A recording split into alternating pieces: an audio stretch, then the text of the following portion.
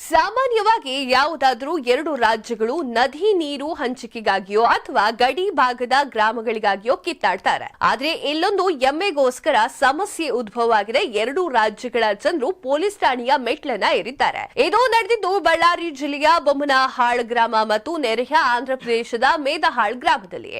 DNA ಪರೀಕ್ಷೆಯನ್ನ ನಡೆಸಿ ಗೂಳಿಯ ಮಾಲೀಕತ್ವ ಪತ್ತೆ ಮಾಡಬೇಕು ಅಂತ ಹೇಳಿ ಬೊಮ್ಮನಹಾಳ್ ಮತ್ತು ಮೇದಹಾಳ್ ಗ್ರಾಮಸ್ಥರು ಒತ್ತಾಯವನ್ನ ಮಾಡಿದ್ದಾರೆ.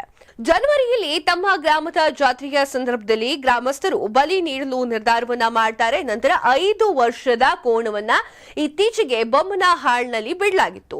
ಆದರೆ ಕೆಲ ದಿನಗಳ ಹಿಂದೆ ಬೊಮ್ಮನಹಾಳ್ನಿಂದ ನಾಪತ್ತೆಯಾಗಿರುವಂತಹ ಕೋಣ ಮೇದಹಾಳ್ನಲ್ಲಿ ಪತ್ತೆಯಾಗಿತ್ತು. ಬೊಮ್ಮನಹಾಳ್ನ ಗುಂಪೊಂದು ಮೇದಹಾಳ್ಗೆ ತೆರಳಿ ಕೋಣವನ್ನ ಮನೆಗೆ ಕೊಂಡೊಯ್ಯಲು ಮುಂದಾದಾಗ ಗ್ರಾಮಸ್ಥರ ನಡುವೆ ಘರ್ಷಣೆ ನಡೆದಿದೆ. ಹಲವರಿಗೆ ಗಾಯ ಕೂಡ ಆಗಿದೆ. ಬೊಮ್ಮನಹಾಳ್ನಿಂದ 20 ಕಿಲೋಮೀಟರ್ ದೂರದಲ್ಲಿರುವಂತಹ ಮೇದಹಾಳ್ನಲ್ಲಿ ಈಗ ಕೋಣವಿದೆ. ಕೋಣದ ತಾಯಿ ತಮ್ಮ ಗ್ರಾಮದಲ್ಲಿ ಇರುವುದರಿಂದ ಬೊಮ್ಮನಹಾಳ್ ಗ್ರಾಮಸ್ಥರು ತಮಗೆ ಸೇರಿದ್ದು ಅಂತ ಹೇಳ್ಕೊಳ್ತಾ ಇದ್ದಾರೆ. ಇದನ್ನ ಕಟ್ಟಿ ಹಾಕಿದ ಮೇದಹಾಳ್ ಜನರು ಈ ವಾದವನ್ನ ತಿರಸ್ಕಾರ ಮಾಡ್ತಾ ಇದ್ದಾರೆ. ಈ ಸಮಸ್ಯೆಗೆ ಪರಿಹಾರವಿಲ್ಲದೆ ಬೊಮ್ಮನಹಾಳ್ ಮತ್ತು ಮೇದಹಾಳ್ ಗ್ರಾಮಸ್ಥರು ಡಿಎನ್ಎ ಪರೀಕ್ಷೆಯನ್ನ ನಡೆಸಿ ಗೂಳಿಯ ಪೋಷಕರು ಯಾರು ಎನ್ನುವುದನ್ನ ನಿರ್ಧಾರ ಮಾಡಬೇಕು ಅಂತ ಒತ್ತಾಯ ಮಾಡಿದ್ದಾರೆ.